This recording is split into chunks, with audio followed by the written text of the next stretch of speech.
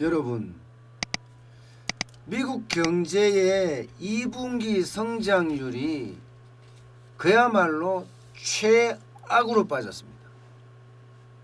마이너스 32.9%예요. 72년 만에 최악의 저성장이라고 이야기를 해요.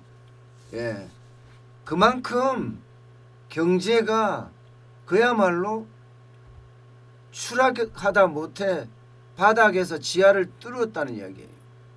보시는 것처럼 미국 경제는 2019년만 해도 아주 건실하게 성장을 했습니다. 예, 2019년 1분기만 해도 2.9%, 3분기는 2.6%. 그런데 2020년에 들어서자마자 1분기에 마이너스 5%가 되더니 2분기에는 32.9%가 됐어요. 32.9%. 이게 32.9% 정도 되니까요, 모두가 놀라서 어안이 벙벙하다, 예, 입을 다물지 못한다, 뭐 대공황도 이보다 더 낫지 않겠느냐 하는 이야기까지 계속 나오고 있는 상태입니다. 시장의 전망치는 이거보다 더 나빴는데 그나마 시장의 전망치를 상회한다 해서 좀 낫다 이렇게까지 이야기는 할 수는 있어요. 그렇지만 32.9%라는 그 자체는요, 1947년 이 통계를 작성한 이후에 최악이라고 하니까 1920년대 대공황보다 더 아프다, 더 나쁘다, 지금 이런 평가까지 나오고 있어요. 심지어 말입니다, 닥터 루비니 교수라고 뉴욕대 교수 있죠. 그분이 닥터 둠이라는 별명을 가지고 있을 정도예요. 닥터 둠이라는 말은 파멸을 뜻하잖아요. 이분이 뭐라고 전망을 했나 하면 올 하반기에, 예, 대공황보다 더 큰 대공황이 올 거다 하면서 great라고 붙였습니다, 앞에. 그래서 대대공황이 온다 이렇게 예상을 했거든요. 지금 그런 침체가 오지 않았나, 지금 그렇게까지 지금 평가를 하고 있는 상태입니다. 루비니 교수는 지난번에 프로젝트 신디케이트에 올린 기고문에서 그런 이야기를 했거든요. 2008년, 2009년에 있었던 글로벌 금융 위기와 비슷한 U자형 불황을 거친 다음에 1929년에서 1939년에 있었던 대공황보다 더 깊은 대대공황의 수렁에 빠진다 이렇게 예측을 했어요. 근데 그 예측이 지금 맞아가는 것 아니냐 이런 이야기까지 지금 계속 나오고 있습니다. 미국만 지금 이렇게 나쁘면 또 이렇게까지도 이야기 안 할 수가 있다, 예, 그런 전망도 있어요. 문제는 말입니다, 여러분, 지금 미국의 상황만 이렇게 나쁜 것이 아니라 세계 선진국의 상황이 다 좋지가 않습니다. 다 좋지가 않아요. 독일만 하더라도요, 지금 2분기, 예, 성장률이 마이너스 10.1%입니다. 10.1%. 일본도 올해 성장률 전망치가 마이너스 4.5%예요. 홍콩 같은 경우는 9%까지 지금 잠정으로 짓게 됐지만 두 자리까지 내려갈 가능성이 크다, 이런 말이 공공연하게 나오고 있는 상태니까요. 그러니까 닥터 루비니 교수가 이야기했던 것처럼, 야, 이대로 가다가는 세계 공황이 대공황보다 더 깊은 대대공황이 가지 않겠느냐 이런 이야기까지 지금 계속 나오고 있습니다. 왜 그런가 하니요, 지금 3분기도 굉장히 어렵다는 신호들이 각각 여기저기서 지금 나오고 있기 때문이에요.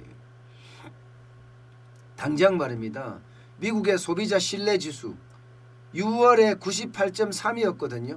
7월에 92.6으로 떨어졌습니다. 당초 시장의 전망치는 96까지는 가지 않겠는다 했는데 92.6까지 떨어졌으니까 98.3에서 야, 이거 장난 아니겠구나 이렇게 이미 예상을 하고 있고요. 레스토랑 매출, 우리 같으면 이제 자영업자 매출이죠. 우리도 지금 이게 비슷합니다.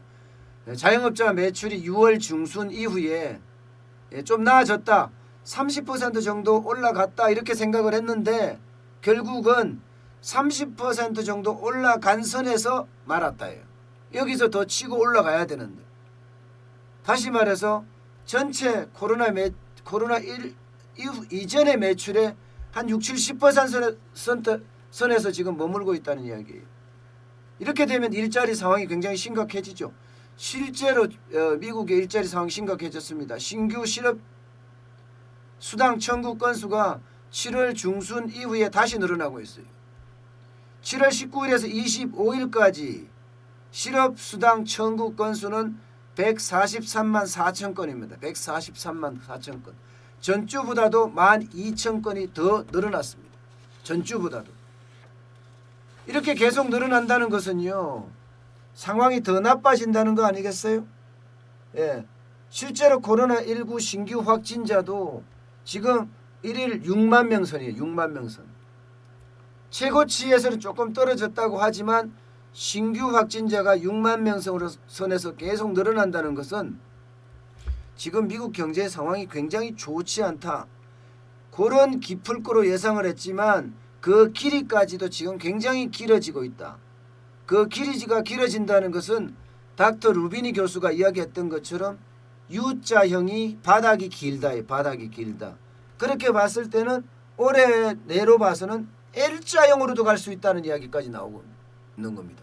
이게 U자형이 바닥이 길면요, 한 해를 기준으로 봐서는 L자형이 될 수도 있다는 그런 이야기예요. 그만큼 지금 미국 시장은요, 굉장히 최악으로 떨어졌다. 대대공황으로 갈 수 있는 그런 징조가 많이 보인다. 이렇게 지금 얘기하고 있어요. 그러니까 제롬 파월 미국 연방준비제도 의장, 이사회 의장, 여기가 이제 연방준비제도 뭐 우리나라 같으면 중앙은행이거든요.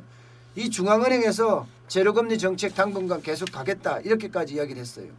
왜냐하면 제로금리 정책으로 안 가면 미국 경제가 더 나빠질 것을 우려해서 그런 거죠. 지금 0%에서 0.25%죠. 그러니까 0% 금리가 대부분 있다는 거예요. 그럴 수밖에 없는 게 이 경제가 계속 추락하니까 이대로 계속 가면 안 되겠다. 미국도 지금 판단하고 있는 겁니다. 문제는 앞으로예요. 앞으로. 3분기도 지금 신찬다고 그랬잖아요.